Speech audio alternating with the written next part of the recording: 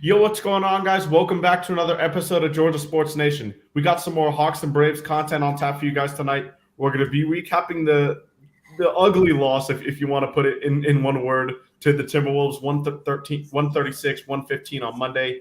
We're going to be recapping or previewing the Warriors-Hawks game tonight and talking about our opinions on Bogey's new deal, 4-year, $68 million deal that he signed just a couple days ago. And if we do have time, we're going to be discussing the Braves' fifth starter with Schuster's performance today and what we see from Bryce Elder and Ian Anderson going back to AAA to start the season with the roster move yesterday. But without further ado, we'll start with the Wolves game. What did you get? We'll start with OG. What did you think of the first game of the week here on Monday? Disheartening. I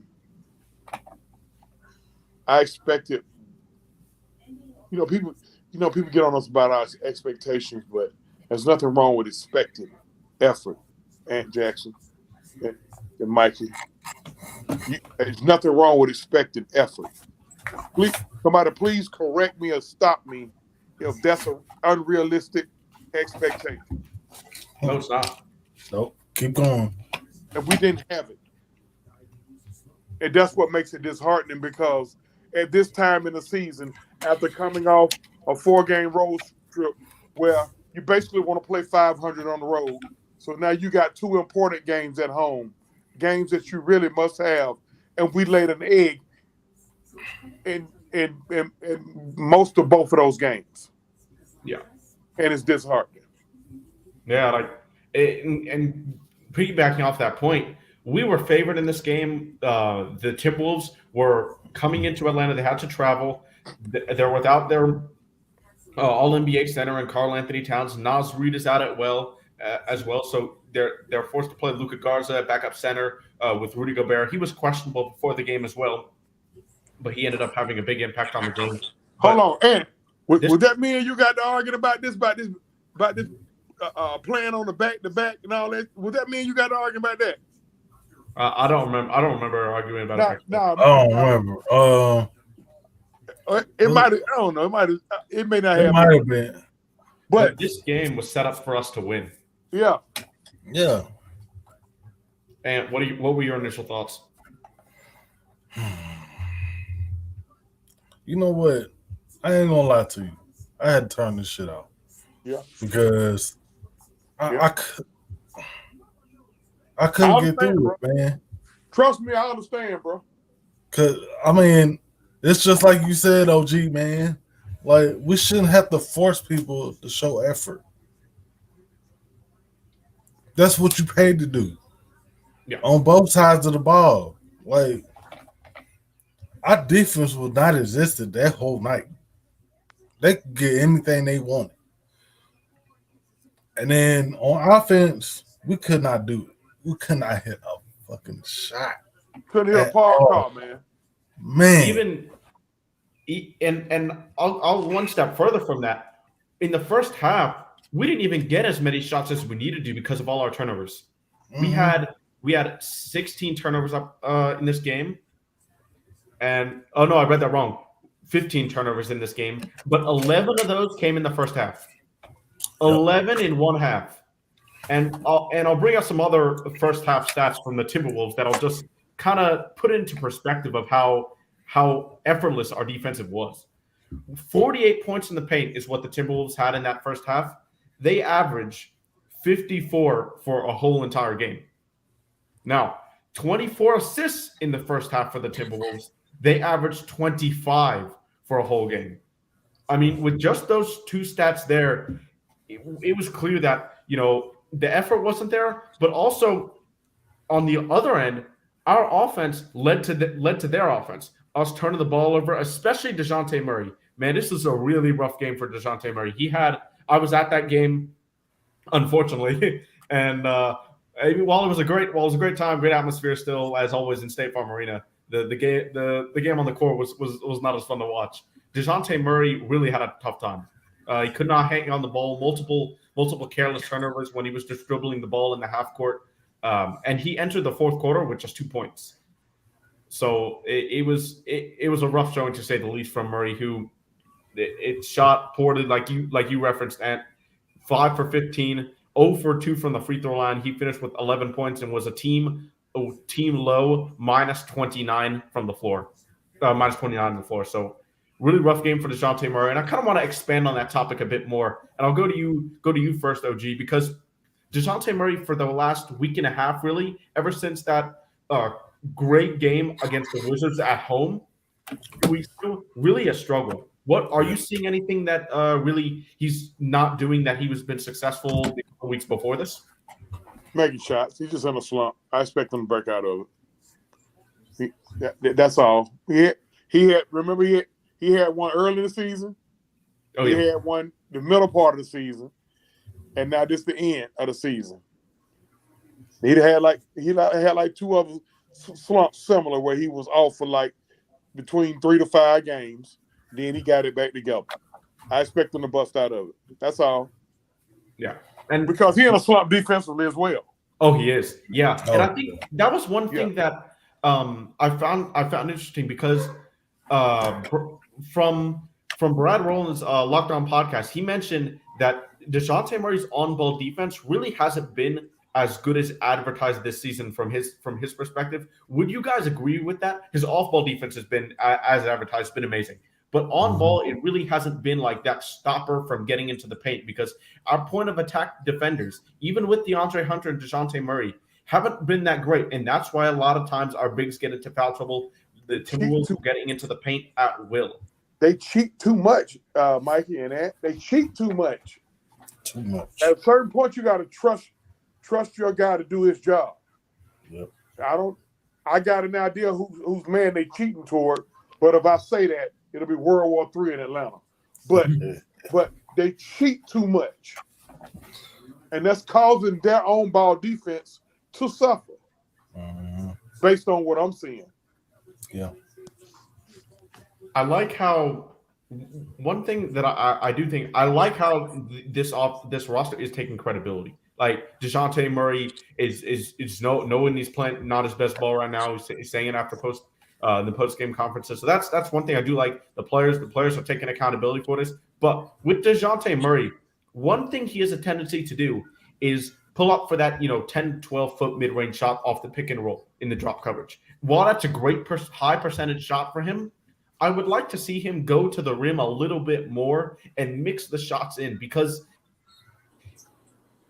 when you that shooting like he is right now, then those shots aren't falling. It looks like he's just settling. And I would like to see him maybe get some free throws, getting to the paint, try and put some more pressure on the defense. What's your opinion on that, Ant? Yeah, he has to drive to the paint more. Like he has to. He has to stop settling for 3-point shots. If you see that I'm pretty sure you can see that your shot is not falling. Mm-hmm. Go to the basket. That has been taught ever since you're a child. If you cannot make a shot from whether it's mid-range or 3-point, drive to the basket. It will open up the basket. Yeah, you'll start trusting yourself, start trusting your shot more, and it'll even help you on the defensive end as well. Because see the thing about it, man, a lot of I mean, this is just the truth. Offense creates your defense. She took a nasty spill. I know they say defense creates your offense, but in some cases you got to flip that. Offense got to create a defense. That's I'm what a firm believer in that. Yeah, that's just what it is. I mean, it may sound crazy, like damn, also a motherfucker got to make a shot for him to play defense, but that's what it is. It's just a whole reversal of how it used to be. It used to be where your defense to get your offense going, but I mean now your offense got to get your defense going. Yeah, it forces the other team to take the ball out from behind the basket, slows down their tempo, and I think that's a great point because the Hawks both their defense feeds their offense, and their offense feeds their defense. So I love that point. That's a great point to bring up. Yeah, yeah. You know, boy, I'm baffled, y'all. I mean, the word baffled is the appropriate word. I'm baffled. Like, I'm like, are you kidding me? Are you freaking kidding me? Mm-hmm. Like, we really need y'all to do what you like. We had no business losing both of those games. Nope. I would have swallowed losing to Boston if we came out and handled our business against Minnesota. But now, we fought Boston really well. That was a good game we played. We just tooth and nail. Excuse me, because we played like shit both games. My bad. We did fight against Boston. I don't know if losing that game took some. I hope losing that game didn't take some fight out of them boys. Yeah, because I mean that would have been, and that's kind of like the opposite ends of the spectrum with that Boston game, right? You know, a top tier team in the East. If you can get that win, you know, it lifts your spirits a lot. If you lose a close game to the Celtics, and you down the stretch just gets away from you, your confidence goes from here. Oh, we could have won that game. Now it goes way down here.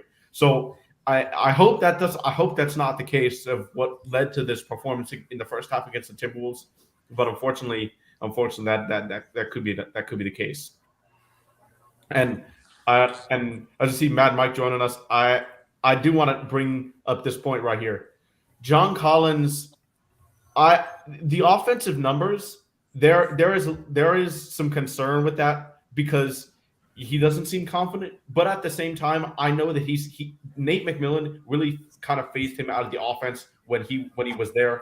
We see the fact that Clint Capella is used mainly as the role man with Nate McMillan. And if you disagree with this, it's fine. This is just my opinion. But I think John Collins has tried to find his role in the offense with Quinn Snyder, and I think he's having a tough time because it's way different than from Nate McMillan. But one thing that is completely objective that needs to be better from JC is his rebounding. I don't remember the last time John Collins has got double-digit rebounds, to be honest. He had 5 in this game with 6 points and shot 2 of 6 from the floor. Y'all listen. That's what I was about. When you got finished with that. Yes. That's where I was about to go with it. Okay. He's not scoring. Okay. You want to blame Nate? Have at it. Because a lot of the fan base blaming Nate. You want to say he want to say he's trying to find his way into Quinn's offense. Have at it. But one thing should have been a constant with him, with his athletic ability and his size, is grabbing boards. 100%. Yes. There's no reason he shouldn't average 2 rebounds per quarter, and that's 8 rebounds. And if we go to overtime, add a rebound per overtime period. No reason. There's no reason, in my opinion, that young man should be giving us 15 and 8 just off him not even being in the offense because of his nice, live, active body and his athletic ability. I'm baffled on that young man. It shouldn't matter it should matter, and Mikey, who your coach is with certain shit, man. With rebounds, yeah, 100%. Bruh's supposed to be giving us 15 and 8, regardless. I mean, okay, even if your offense is off because of the offensive style, bruh, there's no reason you shouldn't be giving us 10 and 8. Yeah, you can't be hustle your way.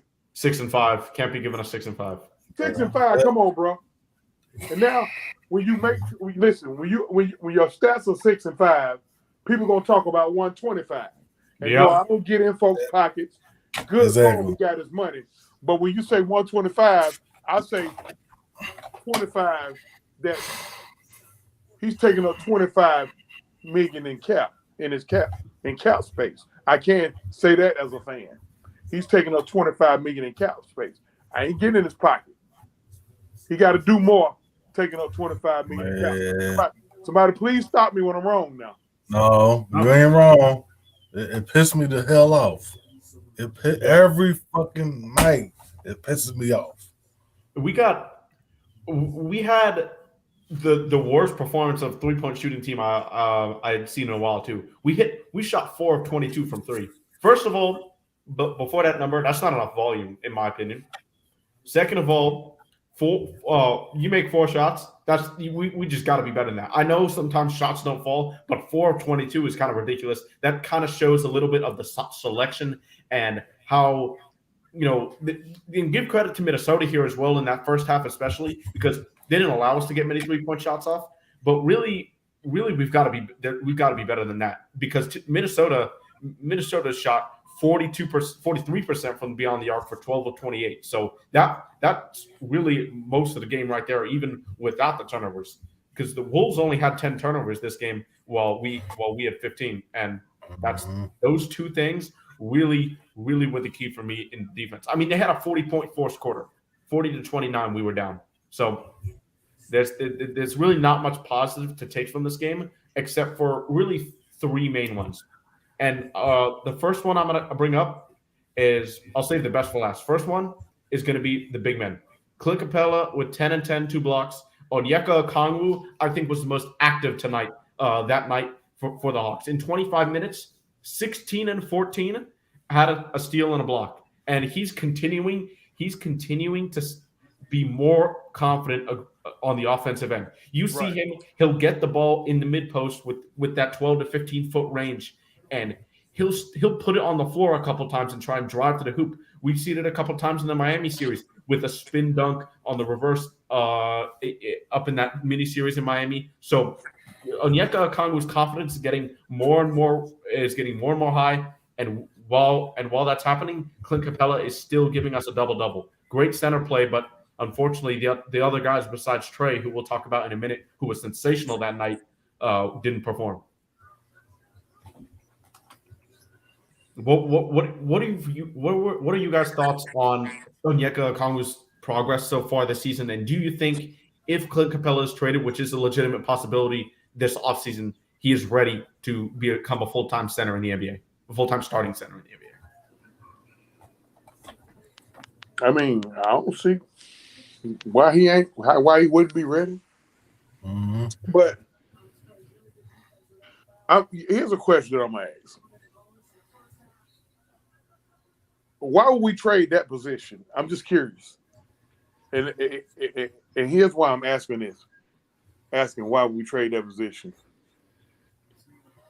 If I know I can get 20, if I know I can get 25 and 20 out of that position,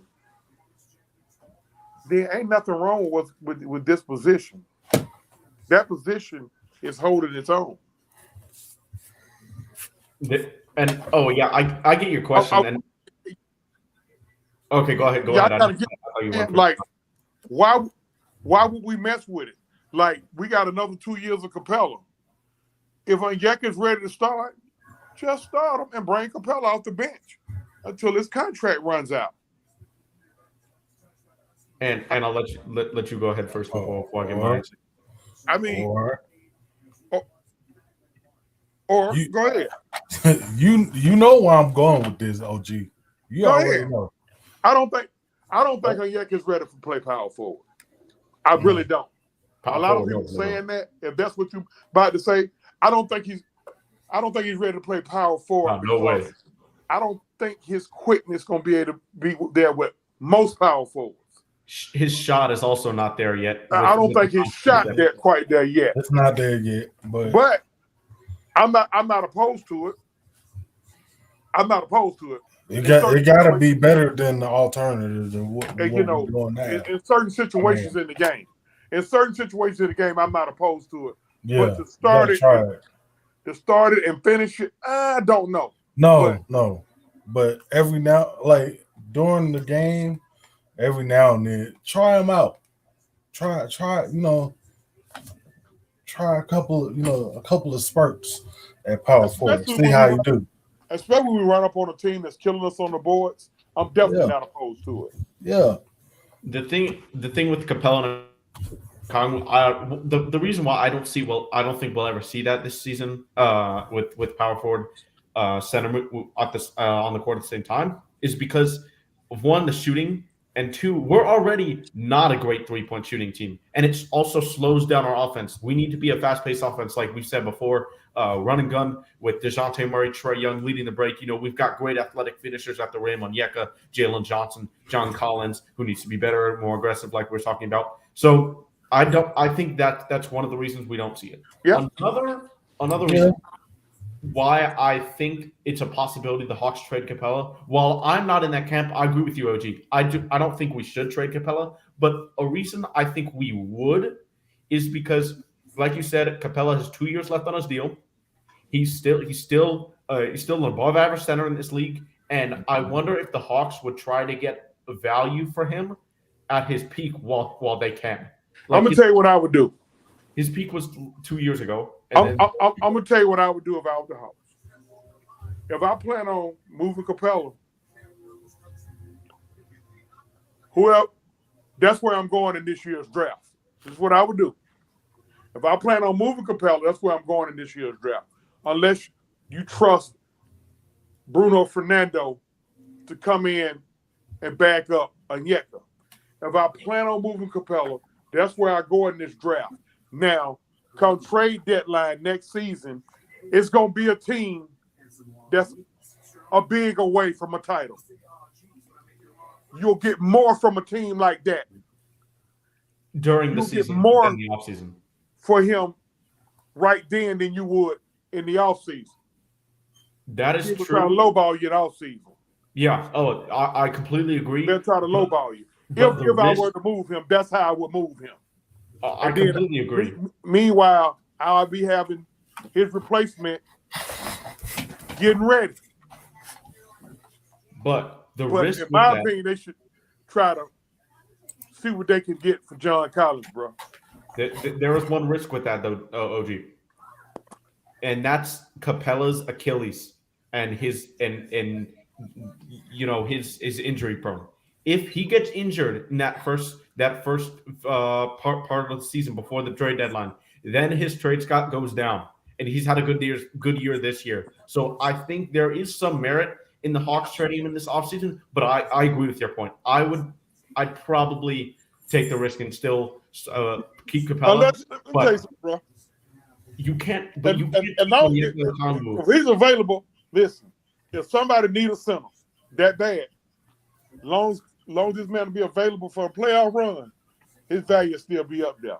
Now, you might not be able to.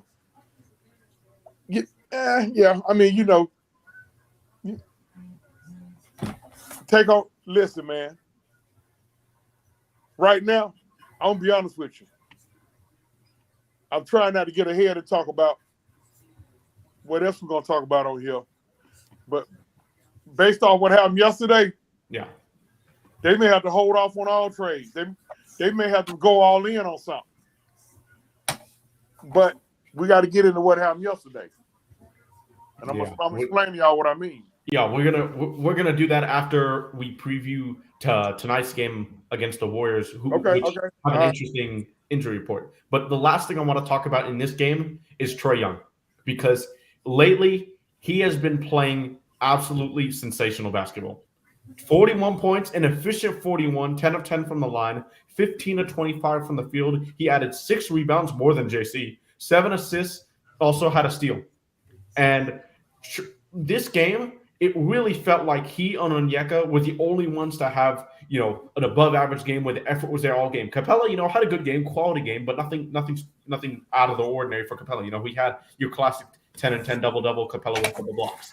But Trae Young has been absolutely sensational these past few games, and it's kind of upsetting to me that right as we're praising Trae Young for his play right now for the last 2 weeks, the rest of the team has kind of taken a step back. DeJounte's in that shooting slump. We've seen JC get having this rebounding slump, if you will. I don't know what else to call it. So it's just kind of unfortunate timing with how Trae is playing. But with the way Trae playing now, this is like the leader that you want.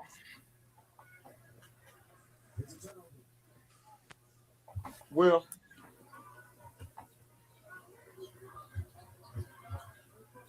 You know, I need to transfer into wins, man. I need. Why can't we get it where it transfers into wins, man? It need to transfer into wins. I mean, that's the rest of the teammates got to step up. Yeah, I mean, however, because if it don't transfer into wins, It means nothing. I didn't want to say that. I didn't want to say it like that. Empty calories. I'm sorry. Because he is playing his ass off. Yep. He is. Both ends. He is. But when you lose the way we lose to the Wolves, it's what bro Ed just said, empty calories. Because he balled. He was out there fighting a one-man battle. Yeah, he was. But I also heard the grumblings of a couple of fans and they season ticket holders. Oh, yeah. Mm-hmm. And they love Trae Young now. They kind of felt like he turned it into a him versus Ant-Man show. These folks who went to the game. I did go to the game. I didn't feel that. I mean, obviously there were a lot of fans who's like cheering for Anthony Edwards when he would have a cool dunk or highlight play or something like that. But I didn't really get that feeling. You know what's funny though at the game? That I just remember this. I was sitting. One of my friends who's a season ticket holder was able to be kind enough to bring me to the game, and his seats are near Tony Wrestler. And I heard Tony Wrestler shout at CJ Washington, who's a referee. He's like, "Call it both ways, CJ." And that was pretty funny to me because it's even Tony Wrestler's acknowledging that these referees he was referencing some calls that CJ Washington called for the T-Wolves that were shooting fouls, but for the Hawks they were on the floor for Trae. Damn all that hollering at them at the game, Tony Wrestler. You the goddamn owner. How about put their ass on blast? Yeah, it was pretty funny. Put them on blast. Okay, we can listen. Us three can sit together and we can sit up there and holler at the refs all day. But until we go sit down on our computer and type a scathing ass email and send it to Adam Silver and then send some footage on how they've been screwing up, we're gonna keep getting screwed up calls. By the way, Trae Young, he 3 technicals away from a 1-game suspension. Yep, that Draymond's out tonight for 1 game for 16 attempts. But see, my star player can't keep getting technicals. I need my goddamn coaches to open their mouth a little wider. Y'all start getting some of these technicals. I see what you're saying. And I've had that problem with the past 4 coaches. Gotta think about it. Nate McMillan over that cool ass. We keep running that cool shit. Bud was half drunk over there. He probably didn't feel like going. Bud like drunk. Larry Drew over there, muted and quiet. Mike Woodson, cool ass. We ran all these cool ass coaches. I need somebody who's gonna throw a goddamn chair. Like some fire. And the one thing, Quinn Snyder historically has been he got a little fire. We haven't really seen that. Yeah. He got a lot of fire in Utah. In Utah, he had a lot. I've been, but he hasn't turned that here yet. And Mike, let me tell you something. Mm-hmm. I've been saying this, and everybody in the New Mexico City group has been in there as long as we've been saying it. I've been saying this for the longest. Until the coach have a meltdown. And how many times you heard me say this? Millions. Until the coach have a meltdown. Mm-hmm. I ain't talking about just getting a technical or even getting 2 technicals and the coach say you're out of the game and you walk off the floor. A meltdown, meaning when you get tossed, some of your coaches done pop 2 buttons on their shirt trying to stop you. Listen, I'm leaving the floor. Hey, if it's 3 male referees out there, or if it's 2 males and a female referee, I'm letting one of the males know what I did to his wife the night before. I'm going to let the other male referee know what his wife is currently doing, and I'm going to let the female referee know what I'm going to do to her at the end when it's over with. Like, you got to get disrespectful. You damn near got to get a suspension. That's a meltdown. I don't know if it'd be for a suspension, but like the coaches do have to protect the players a little bit more, especially when Trae Young, who's who's literally the engine of our offense. We've seen the DeJounte-led offense with this team. It hasn't really worked out. But we can't be having him be suspended for important games like these down the stretch. But any last thoughts before we move on to the previewing the Warriors game tonight? No, we're good. Good. All right. Well, Warriors come to State Farm Arena tonight. Game at 7:30. Injury report first. Hawks Jalen Johnson is out tonight. Therefore, we should be getting some AJ Griffin minutes. He'll be the 9th man tonight. So hopefully we can see him break out of a shooting slump and put in some meaningful minutes off the bench. For the Warriors, Andre Iguodala, season-ending surgery, he's out. Draymond Green, he is out due to receiving his 16th technical last game. And Kevon Looney's doubtful. Ty Jerome is out. And Steph is doubtful. We haven't heard an update on Steph's situation yet. An hour until tip-off, pretty much. So that's going to be a tough game plan for Quinn Snyder because it changes completely with or without Steph. Fuck. Excuse me, man. I got Steph in my prize picks. Prize pick. Oh, man, I can't believe this. Yeah, sorry, OG. He's doubtful. So if we do have Steph Curry out, which it looks like it will be, Jordan Poole will probably start in his place. We'll have Jordan Poole, Klay Thompson. They may start Jonathan Kuminga. And most likely, I mean, Draymond Green and Kevon Looney, they're both out. They may start Patrick Baldwin even at center. So this will be a Warrior team that's really heavily relying on guard scoring, which means DeAndre Hunter and DeJounte Murray. You're going to need to be at your top tier offense to slow down the Warriors because they play unlike anybody else in the NBA. Mm-hmm. Klay Thompson running off those screens, Jordan Poole, Steph if he plays.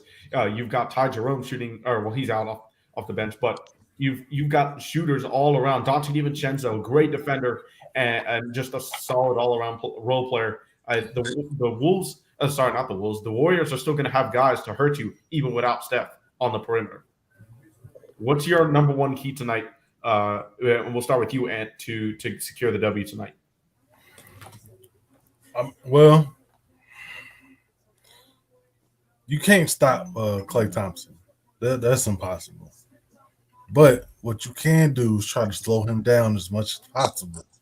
And do not allow everybody else to beat you. It's the same thing we've been preaching for every game. Don't let the others beat you.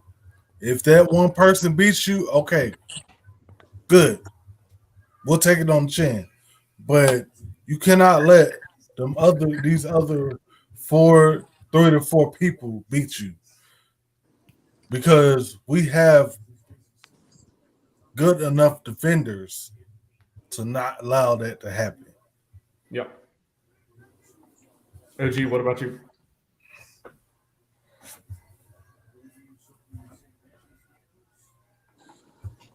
You there, OG? My bad. I F up over here. I'm trying to multitask. So, all right. What do you think's our key to victory tonight?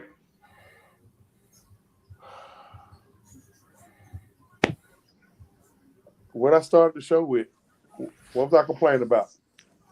The effort. Please. Effort. Please. And like Ant said, why we got to beg for it, bro? Bro, why we got to beg for it, bro? Baby, please. Like, we sound like Keith Sweat over here, Ant. For them to do their job, man. Effort. Goodness. Yep. Hey, you give 100% effort. You give 100% effort. Hey, you get beat, you tip your cap, get ready for the next game. Yep. I'll take that. That's the spirit of competition. That's all sports. Stupid. Sometimes the coach gonna come out of it. You know, you give 100% effort, play the game the right way. You get beat, you tip your cap. Yep. They was better tonight. They was better. Yeah, I really we need to see the effort tonight. Yep, every night really, but especially in this game for me, this game cannot be a shootout. The Warriors are a great 3-point shooting team. I already told you the weapons they have on the perimeter. We've been known as a bottom 5 team for 3-point volume and 3-point percentage this year so far. So this game cannot be a shootout. This game's got to be one on the defensive end. Make life tough for Jordan Poole, Klay Thompson, Dante DiVincenzo, Steph if he plays, obviously. So it's going to be a really tough matchup if Steph plays. But one thing that really doesn't look at on the court is that the Warriors have really struggled on the road this year. They are 7-27 away from San Francisco. We have an 80.5% chance to win tonight without Steph right now, and the Warriors have a 19.5. So with those numbers, we should win this game on paper. But there's a game to be played on the hardwood. Game's not played on paper. Got to bring that effort, like OG said. We're not gonna fall into that trap. Don't listen to that shit. We need our big man to dominate tonight. Kevon Looney's out. Draymond Green's out. Clint Capella, John Collins, Onyeka Okongwu, Sadiq Bey. You're going to play the 4 off the bench too. So, got it. These guys have to have a big advantage on the glass. No excuse to lose the battle of the boards tonight. And like I said, just in the perimeter, you got to stay alert. They're going to run perimeter screens for their scores on the perimeter. And we saw this the last time we faced the Warriors earlier in the season on the road. You saw Dante DiVincenzo, Klay Thompson, Steph Curry, Jordan Poole, Anthony Lamb when he was on his two-way deal. You saw them setting screen for each other on the perimeter, and our communication was completely lost. We had no clue what to do when their perimeter players were setting screens on each other. So the communication has to be better, and I'm sure they're going to look at the film from last Warriors game because I know the communication has to be better than what it was when we faced the Warriors in that double overtime game earlier in the season on the road. That loss was infuriating for me. I mean, we had that game, and then DeJounte Murray, the famous tip the ball right to Dante DiVincenzo for the 3 to tie the game to go into overtime, and then we end up losing in double overtime. That game was a pretty frustrating loss, to say the least. But now we'll get to the elephant in the room and we'll let OG start with this one. Bogey signed a 4-year, $68 million deal to stay with the Hawks. He declined his player option to sign this new deal. What are your thoughts on it, OG?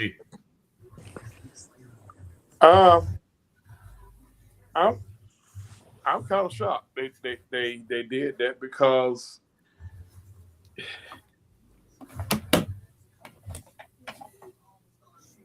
you traded Kevin Huerter in the offseason, a guy who 24 years old, and he was already under contract. And the reason you traded him is because you didn't want to go into the luxury tax. Even 24-year-old. Then this guy opts out that was making 18 a year, and he kind of do us a favor by doing it, and you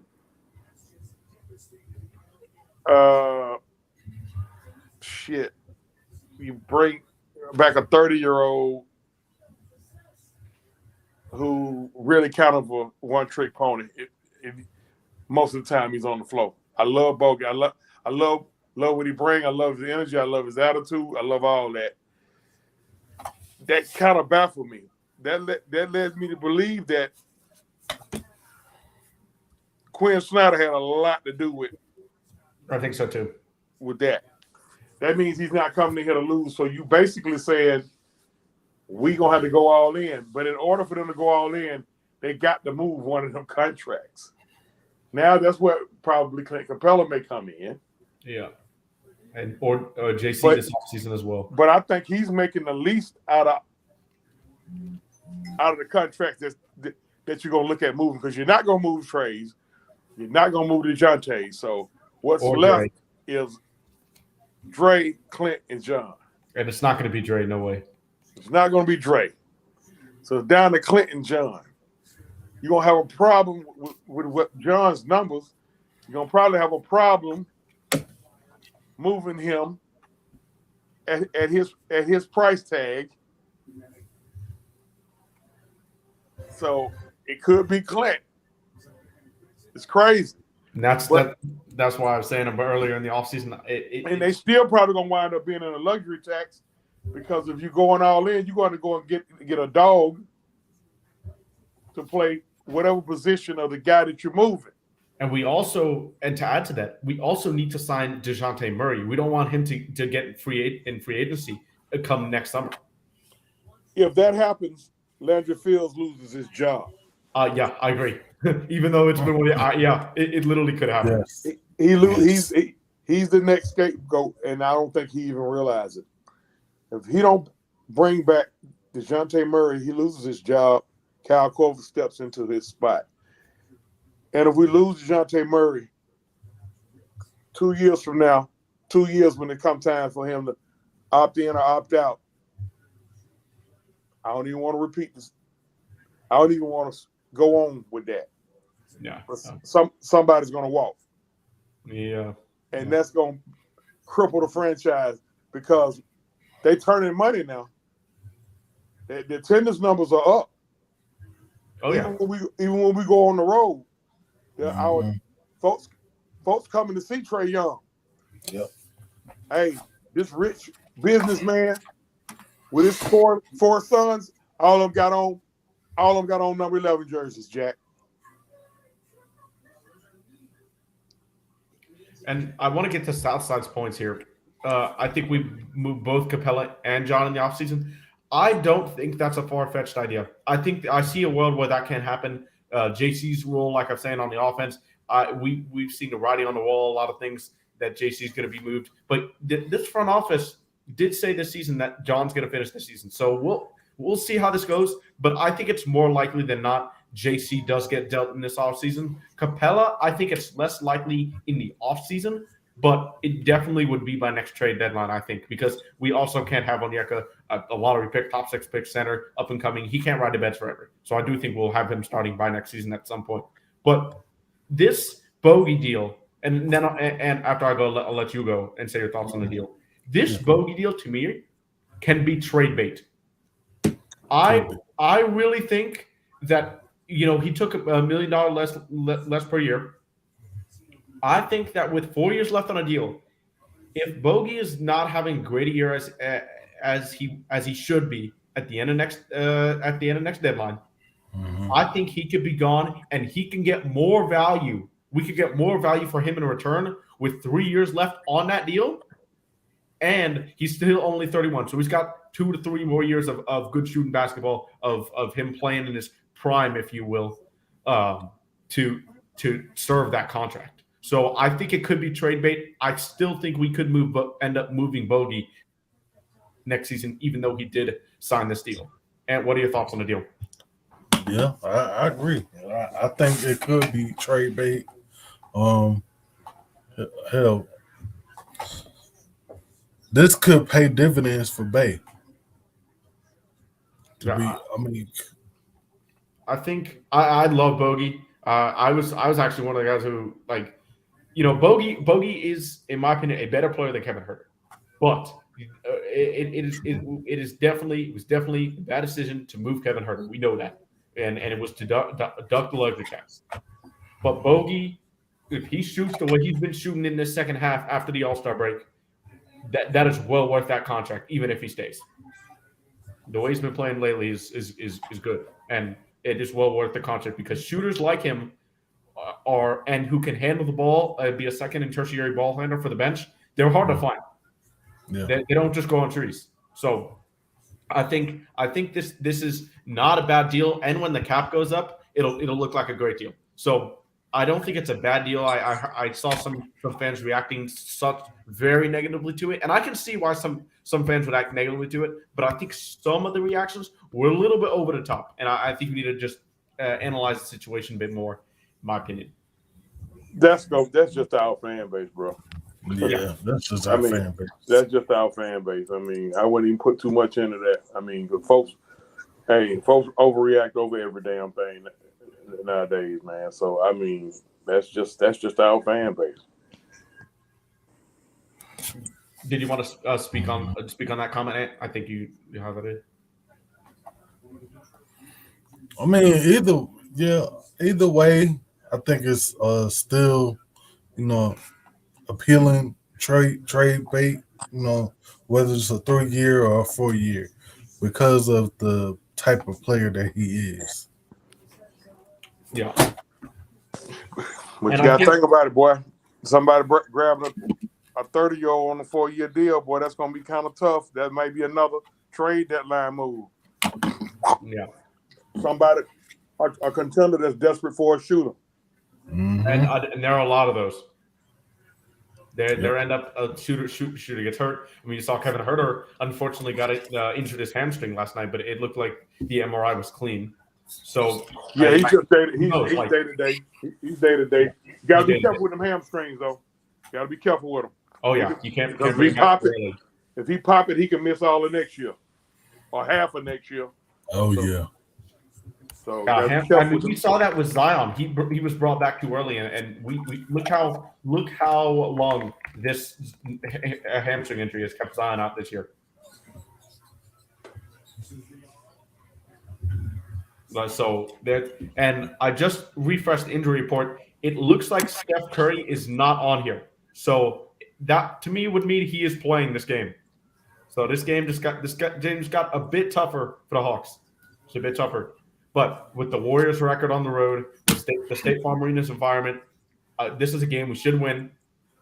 And after that Timberwolves loss, I better see a fast start in this game too. They've been off 3 days. They better have one. They better have 3 full days off. They better have 4 days off. 3 full days off. Tuesday, Wednesday, and Thursday.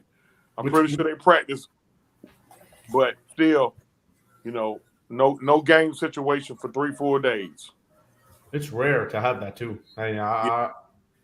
So the practice that they got, Quinn Snyder is able to get more and more familiar with the team there. So hopefully that'll do us well in a battle with the Warriors from the West Coast.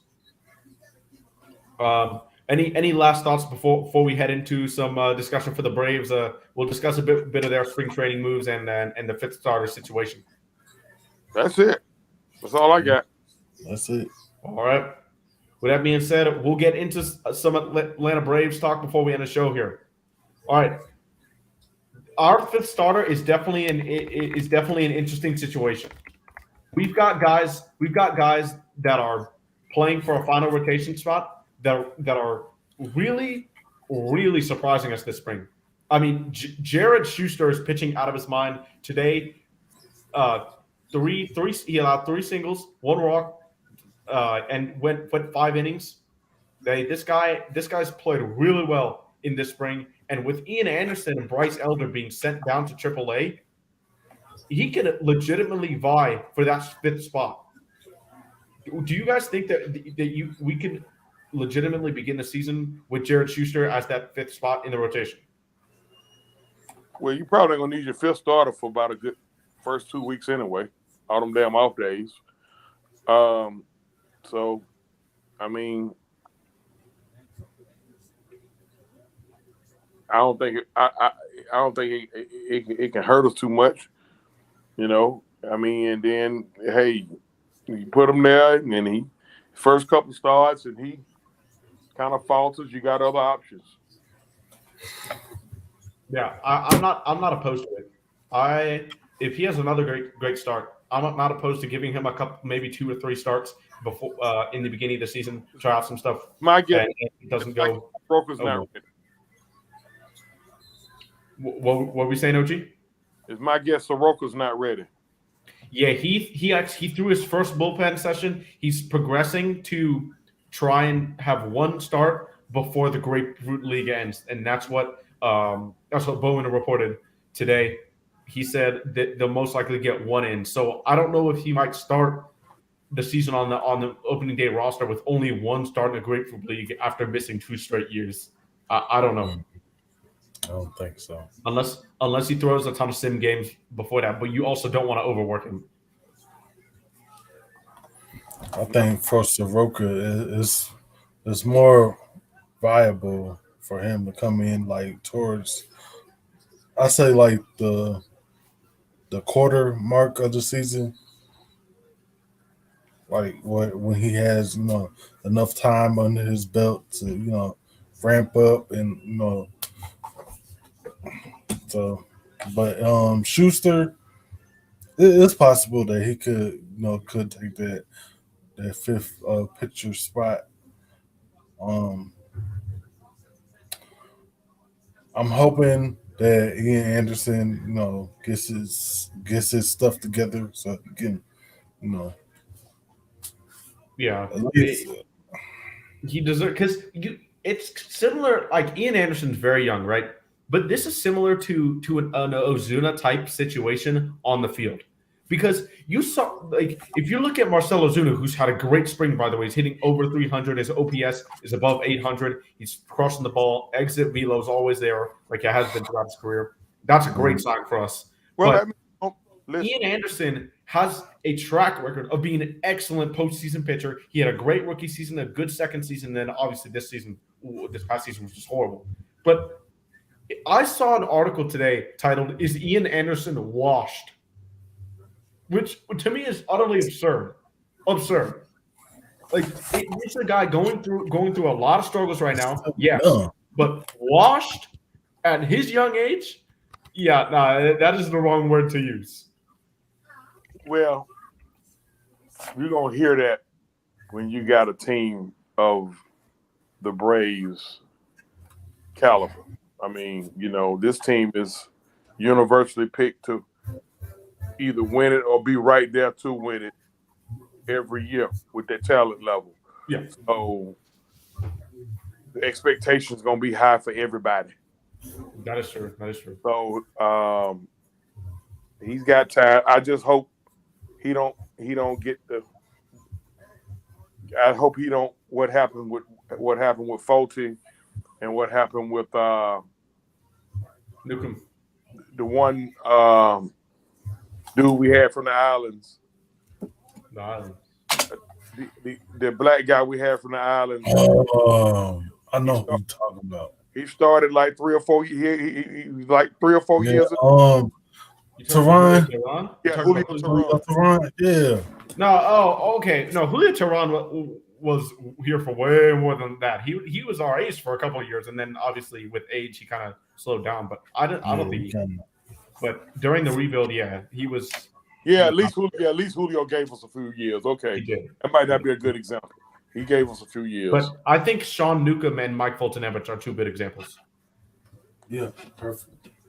Sean Newcomb kind of puzzling, man. Great stuff, man, from the left side. Really good. I mean, that curveball is nasty. Mm-hmm. Really nasty. But it was control. Many got us picked to win it, man. So we're gonna have to own up to it. Yeah, they got us winning 103 games. That's best in our division. Yeah, so I mean, 103 games. That's a lot of expectation to live up to. But this roster has the talent to do that. The second thing I wanted to bring up about the Braves is the left field situation and just the outfielder in general. So with Marcell Ozuna playing so well, Eddie Rosario playing really well in the World Baseball Classic, we're going to have a backup outfielder for them. But is it going to be Kevin Pillar, Sam Hilliard, or Eli White, who's had a great spring, but has way less MLB experience than Hilliard and Kevin Pillar? We know Kevin Pillar is a veteran, great defensive center fielder, probably lacking in the bit of offensive production from those two. But defensively, he's a great substitution late innings for Ozuna if you have to put him out here, or even Eddie Rosario, who's playing left field. Out of those three guys, which of the two, or even if you think it's just one, do you think will make the opening day roster? Pilar is definitely going to be on the roster. Pilar. Smith loves to have veterans. Yeah, at his disposal. It won him a World Series. That's true. So I know he's definitely going to be there. And then they're going to probably have one of the other two. And then you got to have either Murphy or Darno's gonna catch. So one of those guys gonna come off the bench if they don't use him in the DH. I don't know the situation with the infielders. Who gonna be our extra infielder? I'm sure Orlando Arcia is there, right? Yes, he is. And then also we have Adrianza. again. We brought. He's an excellent utility guy.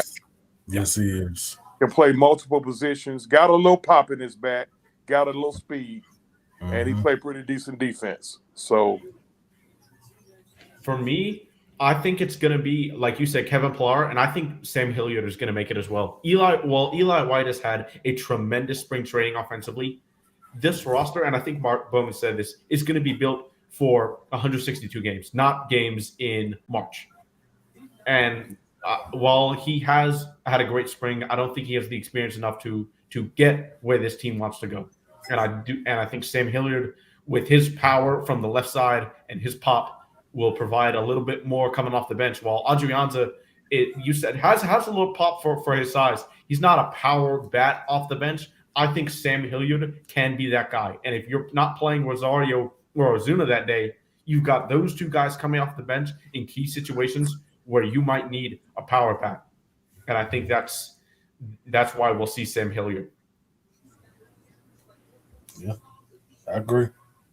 Yeah, so Eli White, while you've had a great swing, unfortunately, in my opinion, I don't think he will be making the roster. But they're probably gonna send him back down to AAA or something. But yeah, I wouldn't be shocked if we see him up multiple times during the season with how well he's performed this spring, just in spurts. Yeah, of course. Now the third thing I want to discuss is the shortstop position. Vaughn Grissom is labeled as the opening day shortstop, but with how Braden Shoemake has performed this spring, do you guys think we see him at some point starting shortstops for the Braves this season? Not full time, but do you think there are games where, if Vaughn Grissom's injured, do you think we see him starting games over Orlando Arcia? This is going to be he's been in the organization a long time, so it's time for us. It's time. It's time to piss and get out the pot with him. If not, they're going to probably move him.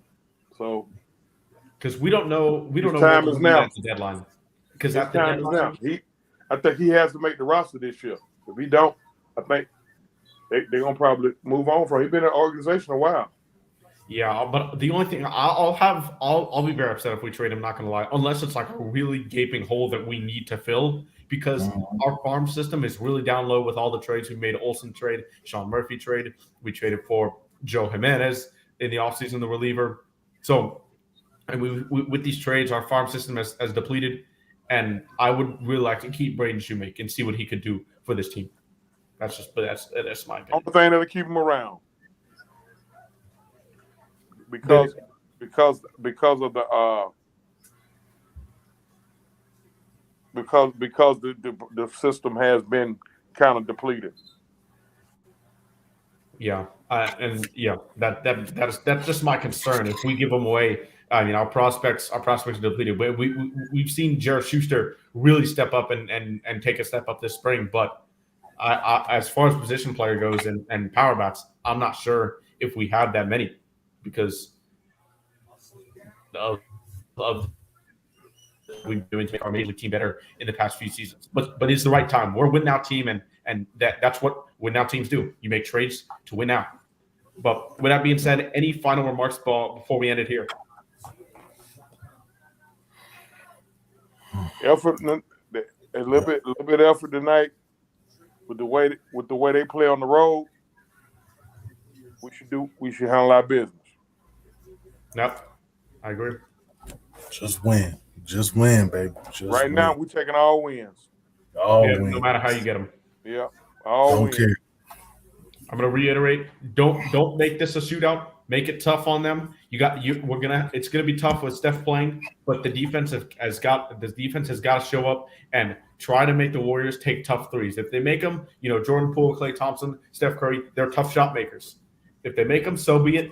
But just don't make this game a shootout. Don't let the others have crazy games like Ant was always saying. But with that being said, we're gonna end it right there. We'll start with Ant. Tell them where they can find you. Hey, y'all can find me on Twitter, Facebook, Instagram, TikTok. All you gotta do is just look up Big Ant. That's all you gotta do. And we appreciate everybody coming out and supporting us. It's Friday night. Y'all could have been doing anything else, but y'all came to support us. We appreciate y'all.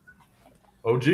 Same with me, man. Facebook, Twitter, Instagram, OG Truth Hurts, or my government name, Chauncey King, Facebook, Twitter, Instagram, and TikTok.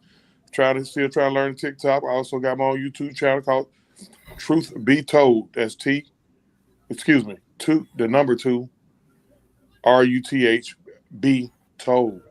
Hey man, always man out here on Georgia Sports Nation. For my man Ant, hey, we seek to speak the truth, the whole truth, and nothing but the truth. Mikey, take us home. You can find me as always on Twitter at PimpWizard300 and on YouTube streaming Georgia Sports Nation recapping Hawks hoops. We'll see you guys next week, 6 p.m. Eastern time. We'll discuss some more Hawks and Braves content. Hope you guys can tune in next week. Don't forget to like, comment, subscribe if you're on YouTube, and we'll see you guys next week. Peace.